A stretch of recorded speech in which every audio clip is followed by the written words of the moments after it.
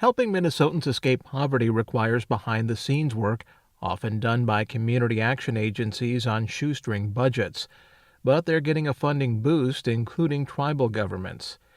Community action agencies facilitate a variety of services like job placement and rental assistance.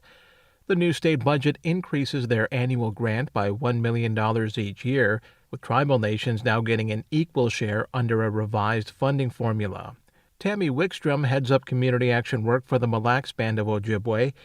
She says they mostly use their annual grant for youth programming, and that more equitable funding will go a long way. We're really focusing it on supplies and activities that the kids aren't necessarily going to get in a public school or in another setting. Her agency's annual grant of $25,000 will double.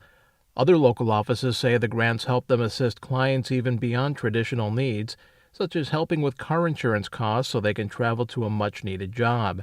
And many cover several counties, and limited funding makes it hard to reach every low-income resident and address their unique circumstances. State Senator Jim Abler helped secure the additional funding.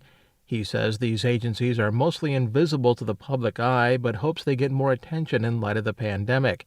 And in an era of divided government, the Republican describes this budget action as a breakthrough. When people consider politics, they think of it as sparring and arguing. But that debate that happens in politics actually generates agencies like this that are committed to do the people's work, and they really do a good job of it on a pretty lean budget. Annie Shapiro is with Minnesota Community Action Partnership, which oversees local agencies.